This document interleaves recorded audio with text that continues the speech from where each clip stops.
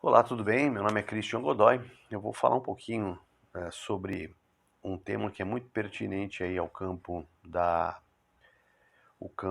sociologia, né? Que é uma das principais matrizes aí da sociologia, que é a desigualdade. Então você, meu amiguinho, evidentemente, você olha para o lado e você reconhece que você é diferente de um monte de gente, não reconhece? Né? Então você olha de um lado e vê uma pessoa que é negra, você vê uma pessoa que é loira, você vê uma pessoa que é oriental, aí você anda um pouco na rua, você vê pessoas cabeludas, né? Você sabe que na China as pessoas são diferentes, têm feições diferentes das nossas, que na África existem outras feições, e tudo isso representa de algum modo as nossas diferenças, né? Elas estão estampadas aí naquilo que nós somos, no nosso rosto, na nossa face, né? Essas diferenças também se apresentam nos nossos hábitos, nos nossos costumes, né? Então, nós brasileiros comemos determinadas coisas de determinados modos, os mexicanos outras coisas de outros modos. Eu lembrei aqui até do abacate, né? A gente come abacate com açúcar, o mexicano come abacate com sal, né? Os norte-americanos têm outro modo de se alimentar, né, de comida, tomar um café da manhã muito reforçado, com cereais, né, com coisas pesadas, e depois eles fazem lanche ao longo do dia. Então, assim, nós temos muitas diferenças em várias instâncias, né? Nas estruturas familiares temos diferenças nas estruturas familiares, né? Então, existem um país em que a família, pai, mãe e os filhos é uma coisa muito sólida, né, a ponto de você justificar a infelicidade, a insatisfação a partir exatamente dessa solidez que existe aí nessas instituições familiares, né? Evidentemente, vemos as diferenças aí colocadas em questões que dizem respeito à religião, religiosas, diferenças de crenças, vemos diferenças políticas, evidentemente, temos papéis diferentes, aí temos posturas diferentes diante de determinadas questões políticas. Então vocês percebem isso tudo faz parte do nosso dia a dia, do nosso cotidiano, mesmo que a gente não queira, as coisas estão colocadas para a gente, porque dizem respeito àquilo que é a sociedade, né? Aquilo que são as sociedades. Então, nos atenhamos a isso, né? A gente vive numa sociedade que tem inúmeras estruturas de poder e de comando que se colocam aí de algum modo regendo a nossa vida, né? E essas diferenças, elas ficam claras, a gente convive com elas, por vezes as percebe, mas muitas vezes elas têm algum papel algum papel mais importante na nossa vida.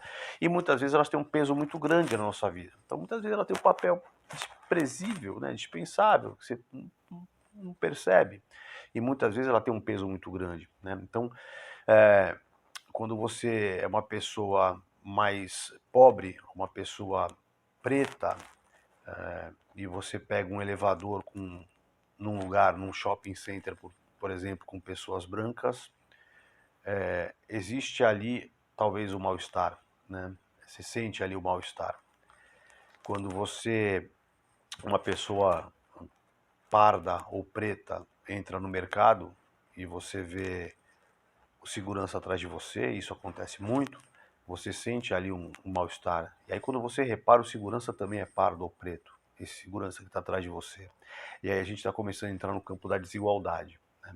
Você olha e fala assim, puxa vida, o que faz com que aquele cara que é semelhante a mim, ele se coloque nessa condição, numa condição em que ele me vê de um outro lugar, me vê de um outro patamar, de um outro plano, né? Isso é desigualdade acontecendo. Então a gente pode entender a desigualdade como sendo algo que nos coloca numa condição de superioridade ou inferioridade diante de outras pessoas. E isso se dá exatamente por causa dessas estruturas que eu falei anteriormente, que são estruturas que nos diferenciam. Então, família, a religião, o Estado, posições políticas, né, condição financeira, as diferenças étnicas, as questões de indumentária, né? Então tudo isso pesa muito. Então, a partir do momento em que eu coloco que determinada categoria, determinado tipo de estrutura quando determinado tipo de estrutura que me é dada. Então, uma família tem que ser composta de pai, mãe e filhos. E ela deve ser sólida, o pai, a mãe, o pai exercer o papel de pai, a mãe o papel de mãe, e os filhos na condição de serem abrigados ali pelos pais. Quando eu me coloco aceitando que essa condição é a condição ideal, e quando não tem essa estrutura, quando não tem essa condição, a desigualdade está se efetivando, a desigualdade está se consolidando, está superando a condição na qual eu me coloco.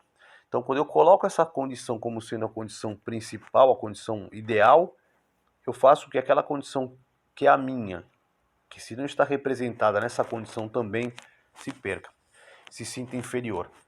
E aí eu tenho, por exemplo, nesse caso da família, que foi o exemplo que eu trouxe aqui agora, nesse caso da família é bem curioso, porque a família ali ela é um elemento fundamental, mas eu tenho outros elementos que também estão pendentes ali para poder fazer com que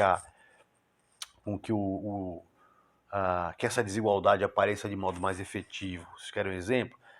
As roupas. Então, tudo bem, uma família que tenha pai, mãe e os filhos é a família ideal. E eu falo, eu tenho minha família pai, mães e filhos, mas aquela família pai, mães e filhos, que para mim é ideal, ainda me parece superior a mim, porque eles usam roupas melhores, ou porque eles têm carros melhores, ou porque eles têm um patrimônio específico, ou porque eles são brancos, ou porque eles são norte-americanos, ou porque eles são europeus.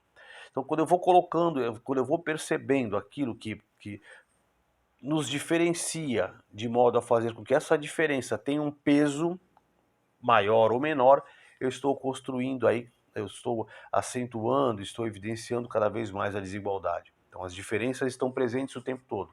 Quando eu passo a atribuir essas diferenças categorias ou pesos maiores ou menores, eu estou colocando a desigualdade. E nesse momento eu me coloco ali em categorias de inferioridade ou de superioridade. Eu começo a achar que eu, que sou nazista, sou superior àqueles que não pertencem à raça branca, que é a raça ariana, né? Os louros de olhos azuis, que tem 1,90 m e que se consideravam geniais aí na primeira metade do século XX, né? E culminaram inclusive na Segunda Guerra Mundial. Se fossem tão geniais, não teriam efetuado aí, não teriam cometido tantas atrocidades a ponto de destruírem em si mesmo, né, a sua própria humanidade, de se destituírem da sua humanidade. Entende? Então percebam como isso é importante a gente perceber. Ora, em que momentos eu me vejo como superior a um outro? Então isso acontece na categoria, no bullying, por exemplo, na escola. Então eu me uno com determinados grupos de pessoas. E eu passo a fazer parte de determinados grupos de pessoas que podem se colocar inferiores a outras pessoas. E sofrerem ataques dessas pessoas, porque eu me coloco na condição de inferior juntamente com outras pessoas que também se colocam nessa condição de inferioridade, porque eu não me vejo no mesmo patamar daquelas pessoas que eu considero superior. Em outros momentos, curiosamente, eu posso me colocar na condição também de superior e me colocar afrontando outras pessoas que eu considero inferior, porque eu também me junto ou me qualifico com aquelas pessoas que eu considero que são superiores. Então me vejo ali com a mesma linguagem, com os mesmos hábitos, ou simpático àquela linguagem, aos hábitos, às vestimentas, né? As qualidades que eu enxergo naquelas pessoas, a ponto de conseguir enxergar na outra algo que a torna inferior a mim. E isso vai gerando uma disputa de poder, evidentemente. Até porque não é sempre que aquele que perde, aquele que se sente inferior, vai ser inferior.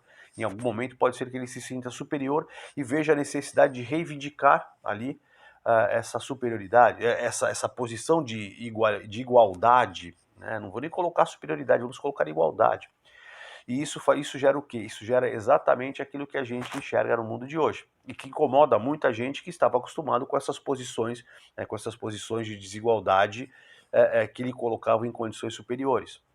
Então a gente pegar aí na história do Brasil, por exemplo, tudo aquilo que se constitui a partir dos projetos de poder, que vem com o Brasil Império, depois com a República, com as elites que vão dominando cada vez mais, as elites financeiras, as elites de terra, essa coisa toda que se colocam em condições superiores e criam discursos para se dizer, para falarem que são superiores. estavam se viram consolidadas, estamos consolidados nessa posição, somos a elite, nos constituímos hoje como elite. E aí você vê categorias que eles consideravam inferiores reivindicando direitos, e principalmente a partir dos anos 80, aí, quando a gente tem aí o final do regime militar, a gente começa a ver essas reivindicações que já surgiam de antes, evidentemente. A gente escuta nas músicas, isso vê na poesia, vê na literatura, isso tudo sendo reivindicado já. Mas aí a gente vai começar a ver isso politicamente ser colocado a partir dos anos 80, na segunda metade dos anos 80 no Brasil, né? E aí você vê a mulher reivindicando direitos, porque ela não se considera, ela não se enxerga mais num ponto de inferioridade, ela se sabe diferente do homem, mas não se enxerga mais num ponto de inferioridade a ponto de ter que aceitar aquilo que o homem vai ditar para ela.